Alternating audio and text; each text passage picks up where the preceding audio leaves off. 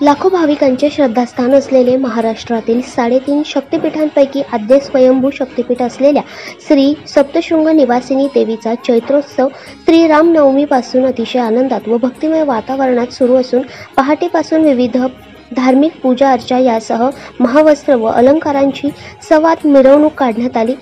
चोख सुरक्षा व्यवस्था व सेवा सुविधेच्या माध्यमातून देवस्थान कर्मचारी व प्रशासकीय विभागातील अधिकारी व कर्मचारी यात्रा उत्सव यशस्वीतेसाठी कार्यरत असून यात्रा सुरळीत पार पाडण्याच्या दृष्टीने स्वयंसेवी संघटनांनी हातभार लावलेला आहे। आज सकाळची पंचामृत महापूजा विश्वस्त ॲडव्होकेट श्री ललित निकम यांच्या हस्ते सहकुटुंब करण्यात आली।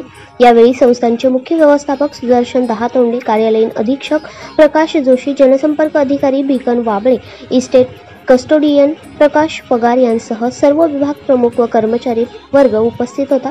यात्रा उत्सवादरम्यान 2 वेळचे मोफत अन्नदान सुविधा चैत्रोत्सव कालावधीत सुरू असून येणाऱ्या भाविक भक्तांच्या सेवा सुविधेसाठी 24 तास मंदिर दर्शनासाठी खुले करण्यात आले आहे।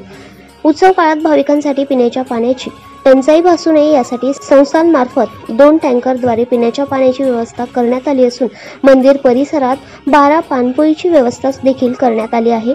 सप्तशृंग गडावर व परिसरात आग लागून कुठलीही जीवित अथवा वित्तहानी होऊ नये यासाठी 24 तास अग्निशमन बंबांची व्यवस्था करण्यात आली आहे।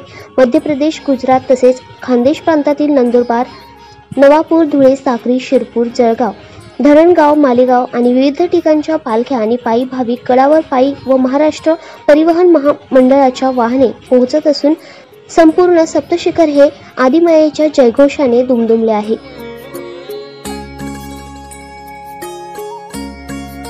दैनिक भ्रमरसाठी प्रतिनिधी धनंजय बोरसे, कळवण।